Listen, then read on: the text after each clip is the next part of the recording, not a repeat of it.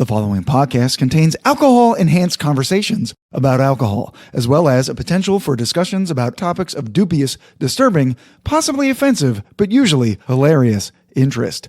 The opinions stated herein are solely of the persons making them, and any endorsement of these opinions by any other party is not implied. Foul language is likely, but intolerant viewpoints are not. Listener intoxication is advised.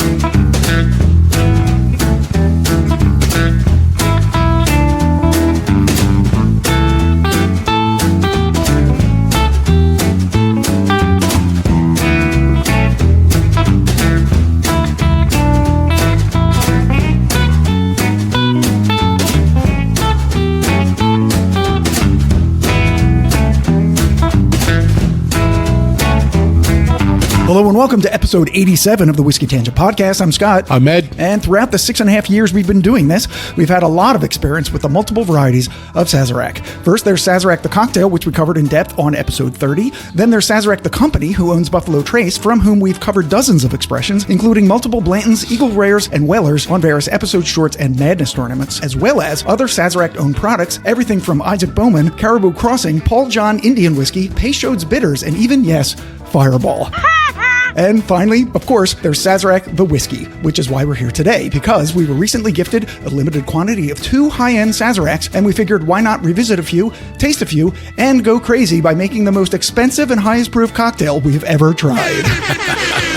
So without further ado, Ed will be declaring the 4 Sazeracs we'll be sharing, comparing, and not forbearing tonight. Thank you, Scott. So in the first half of tonight's episode, we are going to start out by tasting the Sazerac rye. Yeah, the regular. The regular, yep. 90 proof, called Baby Saz. If you know, you know. And then we're going to follow up with tasting something that we've never tasted before. Something from the Buffalo Trace Antique Collection, the Sazerac 18-year. Yeah. Also 90 proof. Yeah. And then take a break, come back with the Thomas H. Handy Sazerac Rye. Once again, the Buffalo Trace Antique Collection. 127.2 proof. Yep. And then we're going to use that, shock of shocks, we're going to use the Thomas H. Handies to make a Sazerac with the most expensive Sazerac ever made. Well, at least that we've tried. Right. I mean, I guess we could put gold flakes in it or something like that. I was just going to say that. I guess we could dump some Goldschlager in there and really ruin it. Oh, my God. So anyway, we're going to start out with the Sazerac Rye. That's right. And Scott's got a little bit of a history here. Yeah, just about Sazerac in general, just to kind of tie everything together of what we've done and what we haven't done. And we'll be mentioning different things about the different whiskeys and the cocktail as we go through. Right. So this is from a 2022 article posted at vinepair.com titled 9 Things You Should Know About Sazerac Rye by Olivia White. While widely recognized as the name of a classic American cocktail, the Sazerac brand's history dates back much further than the cocktail's 1901 trademark. Before then, Sazerac was just a French surname, and the family with that surname began producing cognac in the 1630s. A century and a half later, Bernard Sazerac, we're skipping over a lot of history there. Yeah, I was going to say pinky out though, but go ahead. That's right. Purchased a French estate, which still stands today, to distill Sazerac de Forges et Fils cognac. Fun side note, in 1779, Louis Sazerac de Roche, a member of the Sazerac family, joined a team under the direction of Benjamin Franklin that produced cannons for the American Revolution. That was nice of him. Isn't that cool? Yeah. In the early 1800s, the Sazerac cognac began shipping to the United States, where it quickly became one of the most popular local spirits in New Orleans, where it was commonplace for saloons to be called coffee houses in an attempt to promote an air of charm and maintain an upstanding appearance on each street. Oh, pinky's out again. Among the many New Orleans coffee houses, there was one that opened in the early 1850s by proprietor Aaron Bird and financial backer Sewell Taylor. And as they were the sole importer of the Sazerac cognac, they named their establishment the Sazerac House, where they had a prime location in the French Quarter and a number of famous patrons, laying the foundation of what today is one of the largest spirits companies in the United States. In 1834, while Sazerac was establishing itself in the New Orleans cocktail scene, Antoine Peychaud was creating what is today known as Peychaud's Bitters at his apothecary just down the street from Sazerac House. There, Peychaud began combining Sazerac's cognac with absinthe in his bitters. Thus was born the Sazerac cocktail, widely recognized as one of the oldest cocktails in America and Yes. the official cocktail of its home state, Louisiana. Though originally made with cognac, historians believe rye was substituted when it became scarce, for reasons we'll talk about later, which is how it's usually made today. And much more recently, as an homage to that fact, Sazerac, the company, began making Sazerac the whiskey to use in its Sazerac cocktail. Right. While the original rye is the brand's most consumed product, it also has two older distillates under its umbrella, the 18 and the Thomas H. Handy, both of which we have here tonight. Right. So first, the Sazerac rye, which you mentioned, as I said, is often referred to as Baby Saz, as it shares the same name, proof, and mash bill as the Sazerac 18 year. However, the Sazerac rye is much younger. While it was once marketed by Buffalo Trace as being 6 years old, its classification as a straight rye with no accompanying age statement on the bottle points to it being at least 4 years old, so somewhere between 4 and 6. First released in 2006, Sazerac rye is now distilled on a 500-gallon still in Louisiana and then shipped to Buffalo Trace in Kentucky for aging, and then returned to New Orleans for bottling at the new Sazerac House, which also contains a visitor center, museum, bar, and spirit shop. That's right. It is 90 proof. The mash bill is its Buffalo Trace rye mash, possibly 55 rye, 41.5% corn, 3.5% malted barley, age 4 to 6 years, as Ed just said. The price is like $30. Fun fact, it is reportedly the second best-selling rye whiskey in the United States, just behind Bulleit. Wow. Yeah. Good for Bulleit. Yeah. So we've tasted this before. We featured the Sazerac rye on episode 28, Rye Surgeons. And we featured it not only in our Whiskey Madness 2023 and on part 3 of our tasting competitions, where we had a tasting competition of our own that we called the Ocho for some reason. And it ended up winning the whole thing against Penelope Barrel Proof, Blue Note Juke Joint Uncut, Larceny Barrel Proof B522, and Barrel Dovetail. It won the whole thing. It was a very weird day. Very weird. And Gabe was there too, so it wasn't just us. Yep. It's got a very, very herbaceous nose. It is. To me, I'm getting some mint or dill, some pepper, some spice. Yeah, very minty. Yeah. Minty dill or dilly mint? I mean, like just a touch of like cinnamon. Yeah. Well, there's a little caramel. Little baking spices for sure. Yeah. One of the most herbaceous noses I've remembered in a long time. Yeah. Let me taste. Ooh, wow. The mint's there. It's kind of like a Ricola, like the regular Ricola cough drops. Yep, anise. There's some anise there. Very herbal. Yeah, and sweet at the same time. It's much more sweeter on the palate than on the nose. Mm-hmm. You gave me such a cute amount. It's like it's like candy. It's so sweet. But like candy from the 1800s where it wasn't that sweet because sugar was expensive. Right. It's not that sweet, but I mean, it's almost like a Necco wafer, like a the clove like Necco a clove wafer. Necco wafer. That's right. Sweet though. Like sweeter than that, but you're right. It's not too sweet. The sweet's all up front. Yeah. And it fades away into this herbal finish that really dominates the taste. Wow, it's really good. I'm surprised how much I like it right now. Yeah, me too. I'm like, this is not the first thing we drank today either. You know, I mean, this is really strange. Yeah, and we were kind of... I've already poured myself more. So it's like, I've already cleared my palate of anything but this. Yeah, we were kind of making fun of ourselves for picking it to win the Ocho. And now I'm tasting it and I'm like, now I know why it won. It's so good. Because it's so smooth, too. I'm going to put like literally 3 drops of water in this just because at 90 proof, it does not need it. But I want to see if it opens up anything. Yeah, I wonder what it's going to do. Let's try to guess. Do you think it makes it sweeter or more herbaceous? I think it's going to make it sweeter because there is a little bit of heat to this at 90. Yeah. But how many drops you do? Like literally 3. 3? Okay, I did 3 as well. Oh, no. No, made it more herbaceous. Made more herbaceous. Yes. Holy crap. It took the sweetness down by about 50%. It's still there and opened up all of the herbaceous notes. Let me try it again. Yeah. There's definitely mint and clove. But it is more of a sweet mint. Yeah. Because it didn't make it sweeter, but it made the mint sweeter somehow. I'm not getting leather or tobacco, which I sometimes get. It's more of an herbal herbaceousness. Yeah, it's not earthy. It's vegetal in a good way. Yes, agreed. Do we have tasting notes, what we're supposed to taste on this? We do. I think it's for breaking bourbon. Yep. On the nose, orange zest, clove, raisin, rye spice, and anise. Okay. On the palate, apricots, orange peel, plum, caramel, vanilla, light barrel char, plus more raisin and anise. On the finish, medium length with rye spice, light black licorice, dark fruit, caramel, and black pepper. So when we're saying like herbal, they're getting anise, they're getting licorice. Yeah. And we got licorice too. But I am definitely getting the mint and dill. Yeah, the mint's stronger than the dill. But especially after the water. Yeah. Yeah, the dill kind of faded away. Yeah, so... Boy, this is, really, it's surprisingly really good. I'm going to save a little bit. In fact, I'm going to finish this. Pour yourself some more. It is only 90 proof. Because I want to have a splash to go back to after I do the 18. Yes. So we've tasted on air 3 of the high-priced, hard-to-come-by whiskeys known as the Buffalo Trace Antique Collection. We tasted the Thomas H. Handy, the William LaRue Weller, and the Eagle Rare 17. So the Thomas H. Handy that we have tonight is not the same one as the one we tasted before. Right. We'll get to that when we get to that. Right. We've also tasted, though, off-air, George T. Stagg. Yes. So the only one in the Buffalo Trace Antique Collection that we have not ever tasted is this one right here. Yes. The Sazerac 18. And Ed's going to tell us a little bit about it. Right. In the year 2000, Buffalo Trace announced the release of their annual antique collection, and the Sazerac 18 year was part of the first set. So this whiskey actually predates the core non-age statement Baby Saz by about 6 years. In 2003, Buffalo Trace dumped multiple 18-year-old barrels into a vat, from which it then drew a consistent set of bottles until the vat ran out in 2015.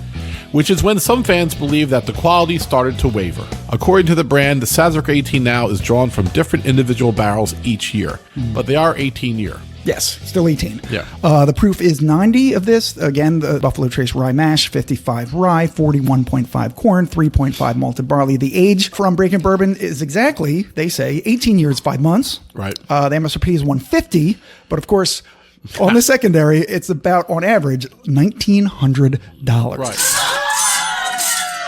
All right, so the colors, it looks darker, as it should, I guess, the 18. Yeah, because of the aging. Right. Same proof, though, which is intriguing to me. So really just the difference is the age. Quite a difference, though. Right. The nose is very similar, as it should be. Ooh, I covered and swirled, and I got bubblegum. Cherry bubblegum. Jeez. Yeah, that's what I'm getting. It's that fruity, sort of light pink bubblegum scent. I'm smelling a sweet kind of candy note on top. I'm not getting exactly what you're getting, but I can see this nose is definitely sweeter. Oh, yeah. Nose than we got from Baby Saz. I'm not getting as much mint or dill. No. Which is fascinating. There is some herbaceousness, but it's definitely more. I'm getting some vanilla. I'm getting some, maybe a little bit of cake, like a cookie type of a thing. Yeah, like a shortbread? Yeah. This smells awesome. And it does not, though, smell like a rye. It's not as herbaceous as the 4 to 6 year original. Crazy. I hear you gulping. You tasted it. Strange. I mean, it's only strange because we just tasted the other Sazerac. I want to be clear on that. Yeah. It's not strange by itself, like weird tasting. It's just having something so similar and yet so different in my mouth a minute ago is what I'm like, that's strange. It's spicier. There's more of the baking spices on this. Yes. More of the clove. But less dill. Cinnamon. And less mint. Yeah, those are gone. Not gone, but in comparison. But there's something way more complex in the very beginning of the palate. Yeah, what is it? It's almost like cherry bubblegum. Vindicated. No, but it's something like that. It's like, this is not what I'm tasting, but I'm trying to explain the experience. If you bite into a layered birthday cake or wedding cake, you have like icing cake, you know what I mean? It's like that type of a thick sweetness layer. It's like you're going through a number of different levels of sweetness. Yeah. And none are overly sweet. I want to be clear. I know everything I'm saying sounds so strange, but it's not just like, I'm getting some vanilla sugar and moving on. It's like this complex, sweet, it's deep bomb in the beginning, and then it goes into, like right now, since I've been talking, my tongue and throat are kind of peppery. Yeah, because it's very spicy. Yeah. Because not only spicy in the sense of baking spices, but also a little hot. Right. I feel like there's something in this, and I don't have the culinary knowledge to articulate what I mean, but it's kind of like when you might add a saffron to a dish, and people say that just enhances it. It brings out so much other flavors. It tastes like something has been added to this to bring out those flavors that I just can't articulate. I bet your barrel could articulate this. Yeah, I bet this is one for them for sure. I mean, it's extraordinary. It's really good. I mean, you definitely get more oak from this. The raisins that they wanted me to taste in the other one, I taste more in this one. Yeah, it's deeper. Yeah. Yeah. And that is actually kind of the sweetness too. It's like, it's not a cherry sweetness. It's like a raisin sweetness. Definitely darker fruits. And it's a little thicker. Yeah, it's definitely. Because of its age. Definitely thicker. I'm going to go back now and go right to the Baby Saz. Or do you want to put water on it first? No, I'm not putting water on this one. Okay. I just don't want to waste it. Okay, well, that's true, because we only have like 2 pours of this. Yeah, we've only got a sample of this. That's enough for us to each get a good pour, and Yeah. I don't want to water it because I can't come back from that. Right, so maybe I'll water it after I compare it to... Yeah. So Okay. the Baby Saz now tastes sweeter to me, and a little bit less herbaceous. What do you think? I totally agree. And I'm kind of missing it. I'm kind of missing the mint and the dill because as a rye lover, that's kind of what you want. You want a little bit of sweetness, but you also want that herbaceousness. Take a second sip of the Sazerac, the Baby Saz, and you'll see that the herbaceousness comes back now. Because you've washed away kind of the 18 off your tongue, and now it's just now it's just the Baby Saz, and the herbaceousness comes back. And it's a little bit spicier than it was originally. That's so fucking fascinating. This is so cool. Yeah, this is really a treat for us to have this. I'm glad I decided to pick this up because this was going to be a short. Yeah. We were just going to do the Sazerac 18 as a quick taste. And then, of course, I have to overdo things. So then I'm like, oh, it would be so cool because it was 90 proof to compare it to the regular Sazerac rye. And the Sazerac rye is so cheap. Because we did the same thing to the Eagle Rare 17. Yeah.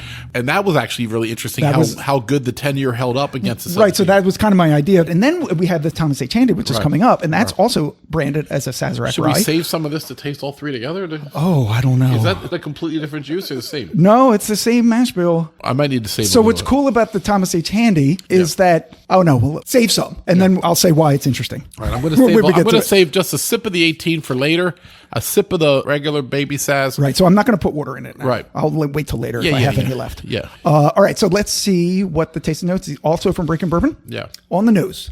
Aged oak almond vanilla cake, light nutmeg, faint cinnamon powder, aged leather, and ripe plum.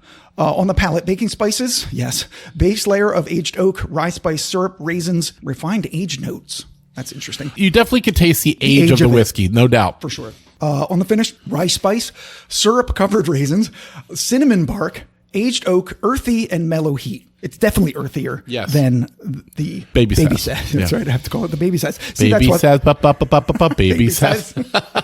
Baby Saz, do. Oh my God. So dumb. And we just lost 25% of our listeners. But now we got a bunch of 5-year-olds. That's right. Oh my God. Wait, gotta cut that. Cancel. So, just our thoughts on these two in comparison. Well, I mean, sure, the 18's better, and for $150, maybe even $200, yeah, I'd buy it, but not for $1,900. It certainly isn't worth just for the record. No. Scott, what would that be? 50 bottles of regular Sazerac?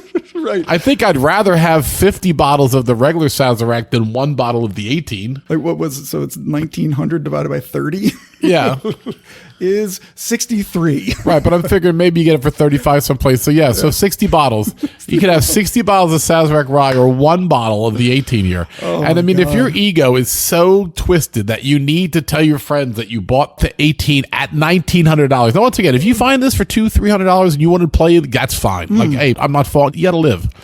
But if you're actually just to have this on the shelf, and once again, hey, you know what? You do you. If this, you know, like I tell my friends who we're lucky to get some really good whiskey sent to us, and we're blessed for that. Yes. But I spend thousands of dollars on whiskey a year, and my friends sometimes come at me for that. I'm sorry, I don't parasail for many reasons. I don't hang glide. I don't own a balloon. Okay, a balloon. I don't have a Piper Cub somewhere. All right, I have whiskey, and you have me. Right. He was just chagrined at that. He looked down his notes. He's like, that was weird that you said that, Scott. Frankly, that was weird. And now that I'm thinking about it, that was weird. I'm sorry. It's a platonic whiskey relationship. I want to be clear on that. I'm just in it for the whiskey. I did it all for the whiskey. What? The whiskey. What? So you can take that whiskey and stick it up your All right, I think on that note, we're going to take a short break and come back with the Thomas H. Handy Sazerac rye and the Sazerac cocktail made with the Thomas H. Handy. That's right. Which is just madness. Be right back.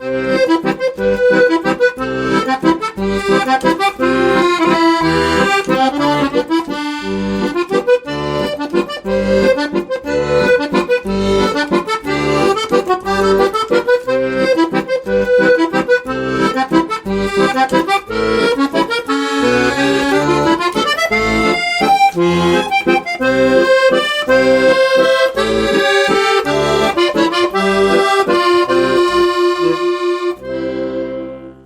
we're back. Yeah. We're about to sample the Thomas H. Handy Sazerac rye. And Scott's going to tell you something, and I'm going to tell you about the Thomas H. Handy. That's right. So we tasted Thomas H. Handy Sazerac rye before on a short with Siobhan back in 2020, which Ed and I dutifully just listened to again. Yes. Just to remind us what we were not as good as we are now. We were kids back then. We were children. Whiskey children. Something wrong with that sentence. Yeah, I wonder what it could possibly be. After a friend of mine got the 2013 version for his birthday and was nice enough to give us a small quantity of it, and we all loved it. But recently, another friend and listener, if you know, you know, sent us about a half bottle of the 2024 version, so we're going to give this a taste as well. And Ed has a very short 3-sentence history about the man, Thomas H. Handy.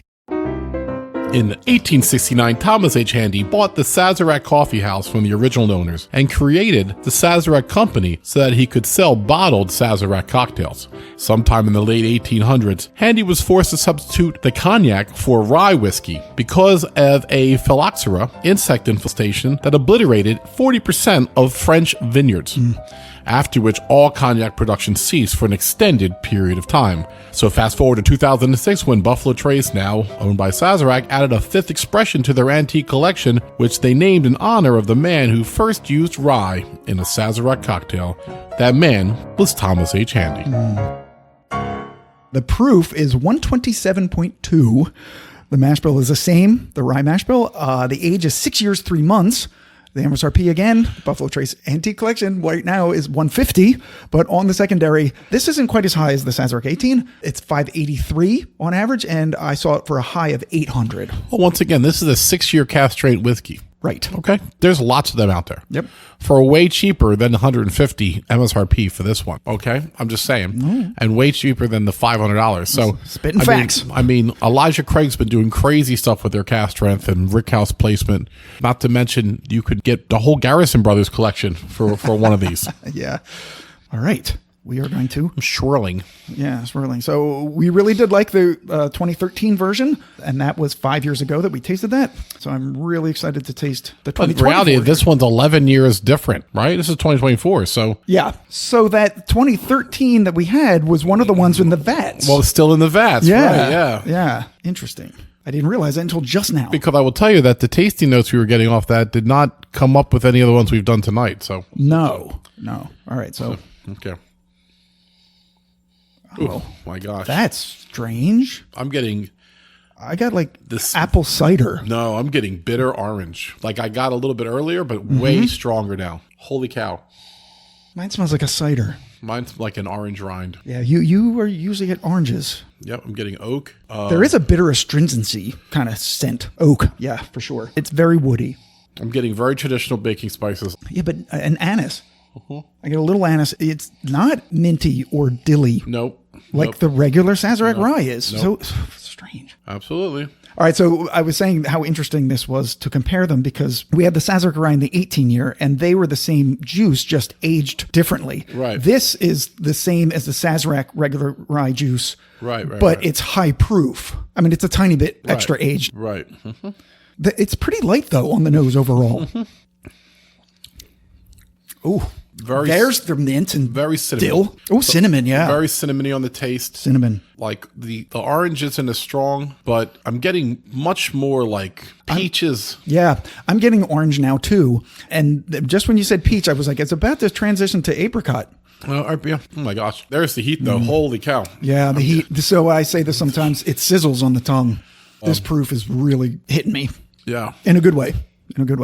The baking spices, the cinnamon, and I'm separating the two because the cinnamon is so strong it's kind of by itself, but there's also a little bit of clove and nutmeg going on. There's definitely oak to this. Is there any sweetness besides fruit? I'm thinking I'm getting a sugary sweetness as well. I'm getting a little bit of what we got in the mash bill before in the very, very beginning. It's like maybe a light brown sugar? Is it brown sugar? It could be. I mean, it's sweet. Because it's a little deeper than just regular sugar. This one, I want to put water in. Yes. And we have definitely a little bit more. We have about half a bottle of this. So we'll be drinking this all night. Yeah. Well, we are going to make a cocktail out of it. Right, as I said. So put 5 drops of water in this because it's 126 proof and it can take it. It made the nose sweeter. I'll say that. Still ethanol though. Yeah, and still oaky too. I don't think it helped it. It's funny. I think it made it more herbaceous and took a lot of what sweetness there was kind of away. So the bitter orange that you were getting on the nose is now on the palate. Oh, so bad. Yeah, not so bad, but so strong. Yeah. Like it's a very, very dark orange. Like what you were saying before when you were biting into the skin. Like an orange oil. Yeah. That makes sense. Yeah, it does. It's like a cinnamon oil and an orange oil. I got that right away when I had it with the water. Okay, it's not so bad tasting it again. It's not bad. But the initial thing, woo. Yeah, this was a little better without the water. Yeah, it was better without the water. It really was. I'm going to put a little bit more water in then. I'm going to see if I can take it the other way. yeah, let's do that. Because it's got 126 proof. I can put another 5 drops in. Oh, for sure. And let's see if we can win this battle with it. Maybe it needs a little bit more water. Yeah, just putting drops in, we're probably not even going to get it under a 110. I doubt we get to 115 for some drops of water, but we'll see. Okay, that's a little better. I think the viscosity improved somehow. But it's drying though. It's got a weird, dry cinnamon, herbaceous finish now. Kind of like the Baby Saz, but magnified. I'm going to go back and take a sip of the Baby Saz real quick. Yep, I was just going to suggest that. A few moments later. So the Baby Saz is very herbaceous right now when the Thomas H. Handy is on your palate. But more orange. Very orangey. I mean, it's almost like a Cointreau. What's their tasting notes? Oh, right. So we went to Sazerac without doing the tasting notes for the Thomas H. Handy. Thomas H. Handy. On the nose, cinnamon powder, fireball candy, sandalwood, light fruit punch, and ethanol. On the palate, intense with cinnamon syrup, summer fruits, bold rye spice, peppery oak, light baking spices. On the finish, dry and warming with rye spice, dry cinnamon stick, charred oak, and leather. Okay. Yeah, I got the dry cinnamon stick when I put water in it. Yeah. I mean, cinnamon's all over it for sure. Sure, absolutely. Fireball candy. Okay, so that was on the nose. I think they thought it was maybe a little bit spicier than I think it is. Yeah, I mean, yeah, I want to taste one more splash without water because I feel like the water's really kind of ruined my experience with it. Yeah, pour a little bit more in there to level that out because I want to compare it now to the little bit that we have left of the 18. Yeah. Right, which should be 10 years. No, wait, 10 years. Do your math, Ed. It's 12 years older than the Handy. I mean, the Handy's not much different. It's almost like Castro and Sazerac. Mm-hmm. Really? Yeah. Because Baby Saz used to be 6 years. Now it's somewhere between 4 and 6. Yeah. I don't know what to drink first. It's much better without water in it. Yeah, the Handy's delicious without water. I gotta tell you this, the Sazerac 18 is kind of just swallowed up by the Handy palate. It's funny, and it's because of the proof. Yeah. It kind of just washes it out. I mean, in one sense, one is much older and the other much higher proof. So I took a second sip of the 18, which finished what I had. Yeah. And it was delicious. Whatever Handy residue was in there just enhanced all the good flavor profiles that was on the 18. It's good. This is so fun to taste it's all so much three fun. of these together. Right, this is what you don't get to do at home. Yeah. Like nobody sits at their house with 3 bottles open drinking it. So, or maybe you do. Yeah, maybe you do. If you have a chance, to do it, absolutely do it. All right, so I still got Handy left. So now I'm going to go back to the Handy after the 18. Yes, that's what I just did. It's a little bit more herbaceous now to me. Right. So we're going to pause. That's crazy. We're going to pause for like 5. Well, it'll be 5 seconds to you. 5 minutes to us. We're going to make a Sazerac with the Thomas H. Handy. And it's going to be delicious. Yeah, Scott makes his own absinthe right here. I was up all day chopping up the wormwood. Yeah, did you get enough? Yeah. All right. Plenty of it, yeah. Plenty? Yeah. All right. Yeah, I went blind and crazy. Yeah, you know what I'm going to do? I'm going to sneak some Malört in yours. All right. I don't know what that is, but okay. It's that bitter, terrible liquor from Chicago. Oh, that stuff. Yeah. Okay. Don't do that. No, I won't do that. But maybe I will. Bastard. Bastard. Yeah. All right. We're coming back with a high price Sazerac. Yeah, like literally 5 seconds. 6.5 hours later. Okay, we're back. Scott has made the Sazeracs with the Thomas H. Handy. Yes. Blasphemy? Maybe. Possibly. Yeah. We could be completely out of our minds right now. But we did it, and Scott explained what we did. All right, so I have a little intro to the Sazerac cocktail. So as I said in the intro to the episode, we went through the full history of this cocktail back in episode 30, our deep dive into 3 classic cocktails, the Manhattan, the Mint Julep, and the Sazerac. So please go back and listen to that for the full story because it's complicated. We had the Manhattan with the Mint Julep and the Sazerac? Yeah. I thought we had the Manhattan on an episode with Old Fashioned and... We did, but we did this one because we did a deep dive. Oh, a deep dive. Yeah. Deep dive. This was with Right. Anders that's when we... and Gabe. Oh, so this isn't when we destroyed the Mint Julep. No, that was a short that we did in the first season. Like, we made a terrible Mint Julep. Right. So the episode that we did Got was us banned from the Kentucky Derby. It was enhancing what we did with the Manhattan. Yes. It was correcting what we did with the Mint Julep, and it was introducing everybody to the Sazerac. All right, there we go. However, in brief, as stated earlier, the Sazerac cocktail has its origins in New Orleans with Thomas H. Handy, but it also dovetails with the stories Peychaud's Bitters, which we talked about on episode 70, Whose Bitters Be Better. So again, please go back and listen to that for the full story about Peychaud's, once again, also owned by the vampires at Sazerac. That's right. So you may ask, why are you doing all this again? Well, perhaps this will be a bit of a sacrilege to some as referenced, but we're going to make a Sazerac cocktail with this $800 bottle of Thomas H. Handy. We don't need to overhype it. It's still $600. Well, I overhyped it. Okay. So the traditional way to make this is with rye or cognac. Some people still make it with a cognac. Yeah. Or some people be bougie and they do a 50-50 split. Right. They do rye and cognac. Fun. We could have gotten the cognac because they do now make the Sazerac de Forgefil that they used to make. Yes. It's probably nothing like the original. We assume no. But it's like $100. For why? And I was like, I'm not going to get that for this. We don't need it. Though it's a bargain compared to what we are using. That's true. But we didn't have to pay for this. That's right. Yeah. We'd have to pay for the cognac. This was a gift. Hashtag cheap bastards. Okay, Yes. so you make it with a rye or the cognac at the 50-50 split, a sugar cube, Peychaud's bitters, and an absinthe rinse of the glass. Right. That's the traditional way to make it. The Sazerac bar in New Orleans, in 1949, the Sazerac house, that we talked about, moved its operations inside the Roosevelt Hotel, which is just half a block west of the French Quarter, and that's where it remains. And Ed likes to say that I always talk about my New Orleans trip, so I'm going to talk about it again. And I was at the Sazerac bar with my friend Bill. We went for his 50th birthday and a bunch of other people. We also went to his 40th birthday 10 years earlier, so this was like a redo. Right. So I have a picture of the cocktail bar's menu, and their way that they make it is with Sazerac rye, Peychaud's, and herb saint. Now, herb saint is anise liqueur. It's not quite like absinthe, but it was made because it was made illegal in the United States in like 1912 or something because they thought it was hallucinogenic and all that. Oh, right. Because one version was in Europe. Well, if you drank too much of it, you could potentially, because it contains a compound that is a hallucinogen. Well, it's every whiskey for me. It's called Thujone, I think. And they made herb saint, but I don't have herb saint or absinthe. But what I do have is Pernod. And Pernod is like herb saint. It's an anise liqueur. You had absinthe, though. I did. I drank it all. Oh. Yeah. Well, No, but I drank it months ago. Yeah, you're like Van Gogh over here. I'll turn my back on you and your ears off. My ears on the floor. So this is Scott's super proofed and pricey Sazerac. It's the Thomas H. Handy rye, 2 ounces of that, 3 dashes of Peychaud's bitters, and a 1/4 ounce of Pernod. Now, I didn't use any sugar cubes or simple syrup, which is traditional, because the Pernod is sweeter than absinthe. And we're trying not to water down the Handy. We also left lemon out. Exactly. Yes, because it's traditional to express lemon rind over it. Yes. All right, so here it is. Yeah. It's the Thomas H. Handy Sazerac cocktail. After all that, we're going to taste it. Well, we don't normally smell cocktails, but I think we deserve one.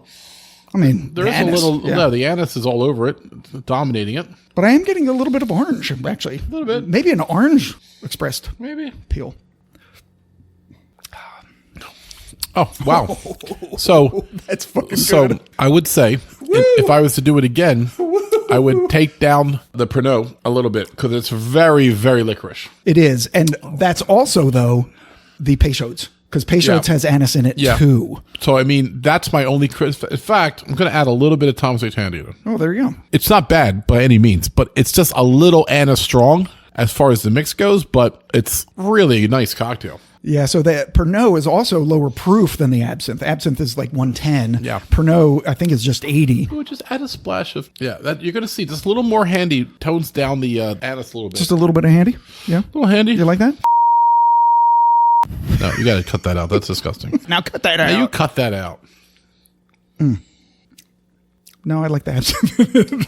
I'm an absinthe fiend. I love anise and that anise flavor. Right. But I'm just trying to keep it more traditional to what the flavor should be. But it is supposed to have an anise. right. No, of course. Of course. But you're right, not as much as I did. I'll tell you right now, because it's cast strength, it made a delicious cocktail. This is the fun thing about cocktails, everybody. You can taper it to be your own. Yes. Scott did a hell of a lot of adjusting on this cocktail. He took a lot of latitude with it to make it the way he wanted to. And that's did. any cocktail you can do. I had no people that make Manhattans with port wine instead of vermouth. I know people that Manhattans with 125 proof rye whiskey. Yeah. You know, I know people that, like Scott said, sometimes they like really, really sweet old fashioned. Some people like really lemony old fashions. That's why there's 15, 20, 30, 100 versions of every cocktail. Do you find it a little spicy at the end? I do. Because I'm tasting the Thomas H. Handy. Yes. And so I'm going to say that this is definitely the best Sazerac cocktail I've ever made. I think it might be the best I've ever tasted. And it's because of the Thomas H. Handy. It has that spicy character that you're not going to get if you use the regular Sazerac rye. Right. It's going to be more herbally, but you don't need the herbal notes because that's in the Peychaud's and in the Pernod. So having that spiciness, the baking spices that you get on the Thomas H. Handy, it's transforming this cocktail into something that's just extraordinary. I think that's very, very true. There's a spot down in the shore I go to that makes a nice Sazerac. Oh, Ed's always talking about the shore. He goes to the shore all the time. But it's very true. I used to. But very traditional. Very traditional down there. And I like it a lot. But this is far different from that cocktail. Yeah. But yet it's still in the same Sazerac family, you know? That's what makes it fun. Yeah. Like if you use an anise liqueur, you use Peychaud's, and you use a rye whiskey, you're going to get a Sazerac. Yeah. But like you said, if you change those ingredients, you change the proportions or anything, it's going to taste different. Yep. God, I like this. Yeah. So we gave ourselves a little dessert to end the night. And I was like, it's almost like drinking a Sambuca back in the day after a big pasta meal or something. Yeah. So which one of the whiskeys, we were talking a little bit off air. Yeah. But we were going to save it for on air. Which whiskey did you like the best? Honestly, and this isn't just the hype, I think the Sazerac 18. It had the most complexity. It had the most depth of flavor. But the real question is, do I like the Thomas H. Handy better than the regular Baby Saz? Wow. It's really close. I mean, the Baby Saz has such a nice, herbaceous, minty flavor to it. Yeah.